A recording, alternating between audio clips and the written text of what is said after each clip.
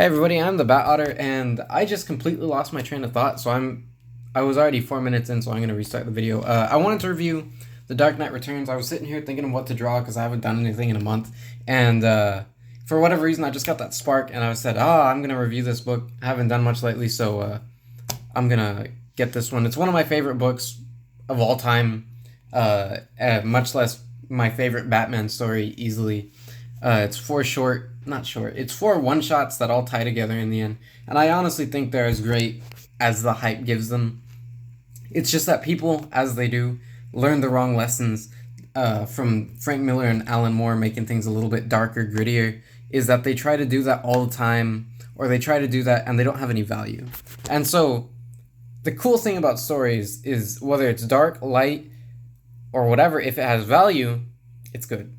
If it doesn't, it's bad. That's a good rule of thumb. So if you make a dark story, that's not going to make it good. If you make a happy story, it's not going to make it good. So let's get into this. First of all, the book was colored by Lynn Varley, who was Frank Miller's wife at the time. And as the book goes on with such a unique style that Miller has, you'll see why that's such an important aspect of the story.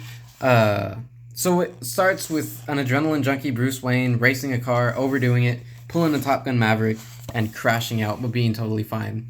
It pans to a sweltering Gotham City, and they're talking about Jim Gordon's soon retirement. Now, the whole premise is we're picking up on Bruce Wayne 10 years after he gave up the cape and cowl, and he hasn't been able to settle.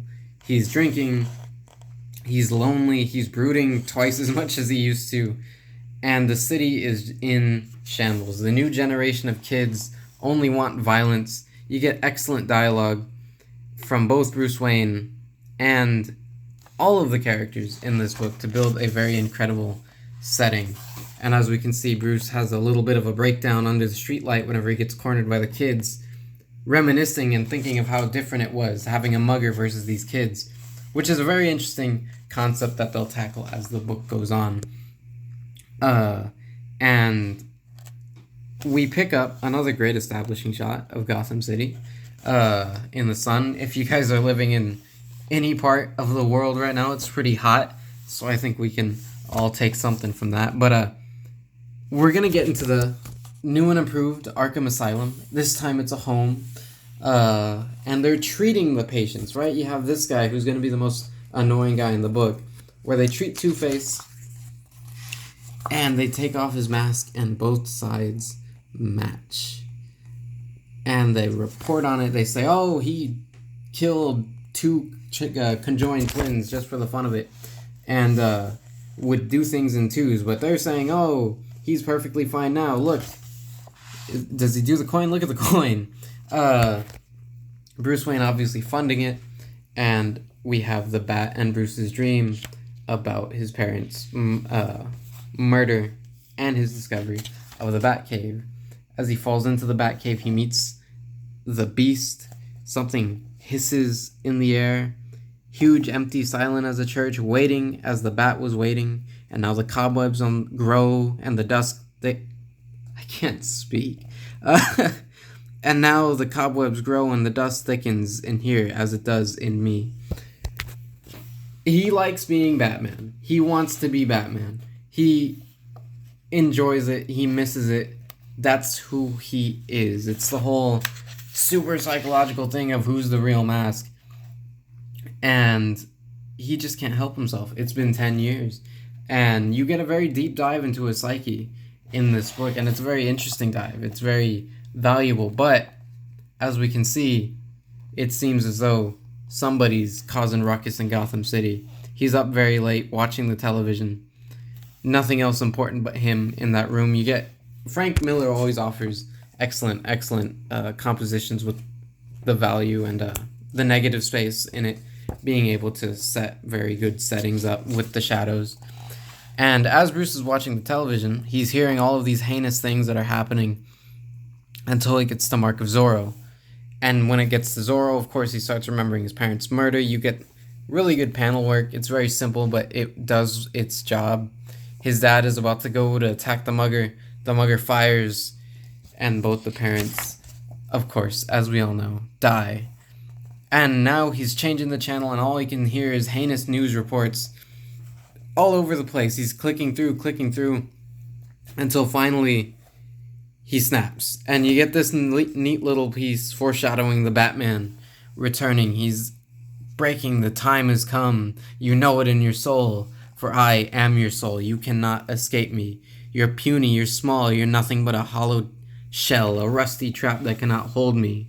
Smoldering, I burn you. Burning you, I flare hot and bright and fierce and beautiful. You cannot stop me, not with wine or vows or the weight of age. You cannot stop me, but still you try, still you run. And it's this incredibly dramatic scene. Frank Miller is so excellent at building settings and building a mood and emotion with his work. And it's all complemented by Lynn Varley's colors with the cloudy sky that looks very real. I mean, you guys all know what a cloudy sky looks like. It looks like this. You know the mood that you have under the sky. He's knocking over a statue. It's raining. That always means something. That means change. He's being soaked in the rain, and his inner dialogue is talking to him, saying, "You're nothing without me. You know that you can try to bury me, but you can't." He starts going through voicemails, trying to drown it out, and we get some foreshadowing for later parts. Harvey Dent thanks him.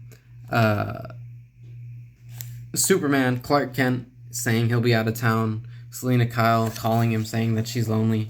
But the Bat returns. If you've read Year One, you all recognize that scene as well.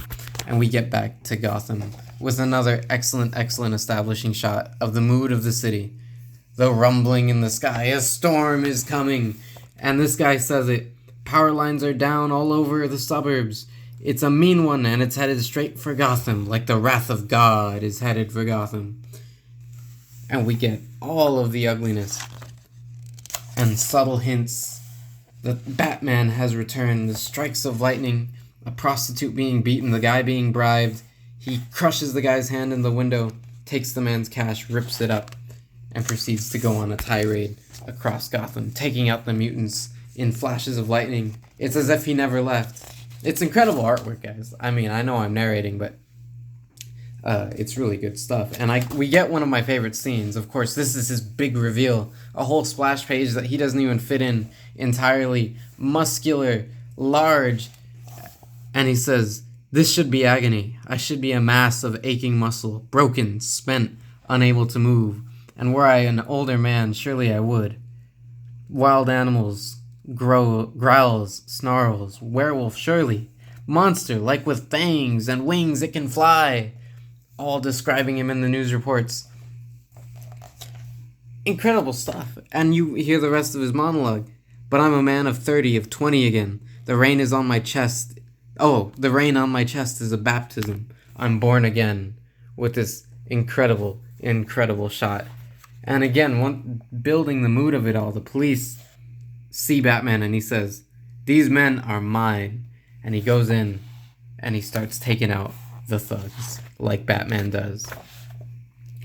And he's narrating. One of the things Frank Miller can make you believe, I'm not sure if Frank Miller can fight. I'm not going to test him though.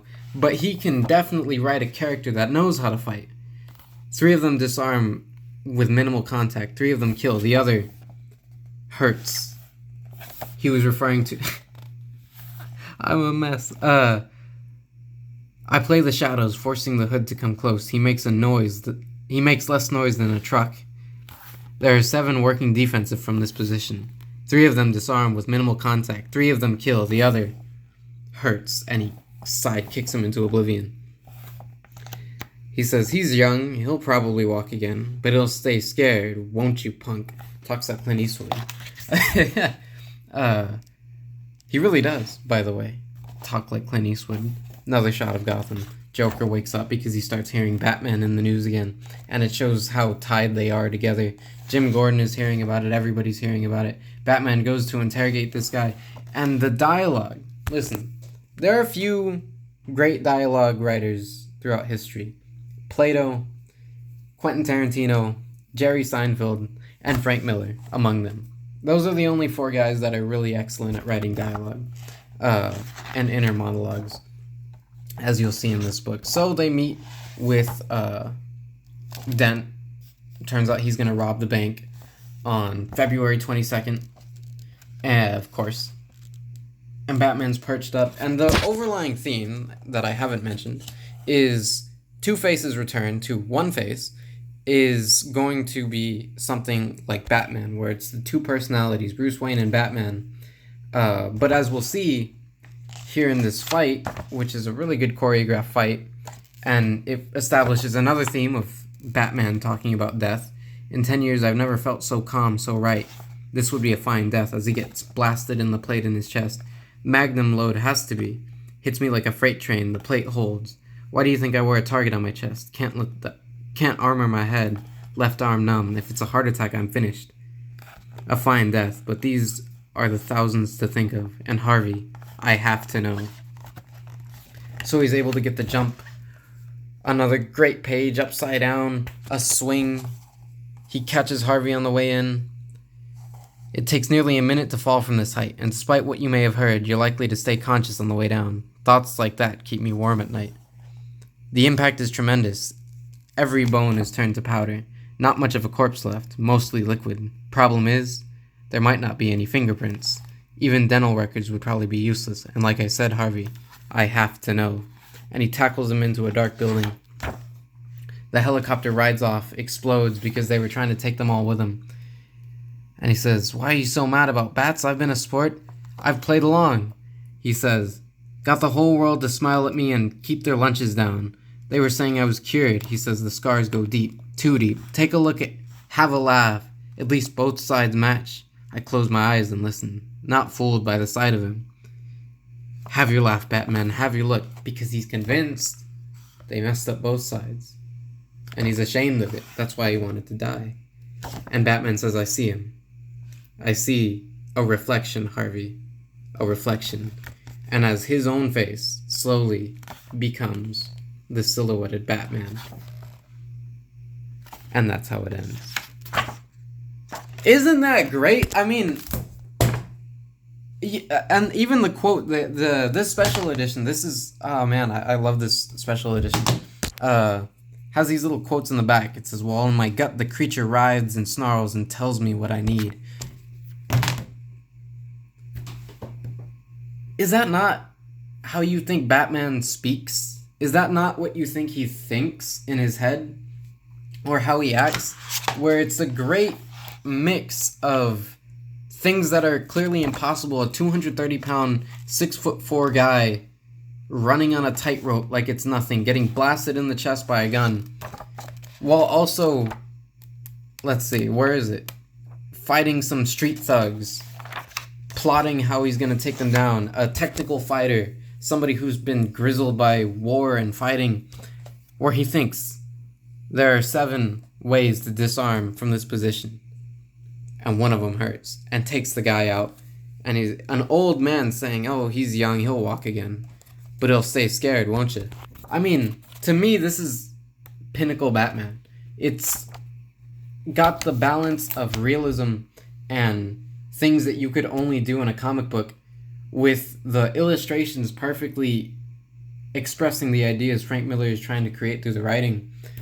So, yeah, that was my review on it. Every single time I reread this thing, I always pick up on something new. I always find a new way to appreciate the writing. Like I said, it's one of my favorite stories of all time. Easily my favorite Batman story. It's what got me into comics in the first place, really.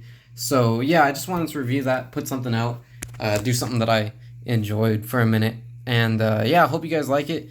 Again, probably won't be seeing any JoJo from me anytime soon, but I should be putting out some other reviews. Be sure to follow me on Instagram. That's where I post all my artwork, any of the updates that you might be interested in, as well as subscribe to the YouTube channel. Of course, like, comment, tell me what you think about The Dark Knight Returns.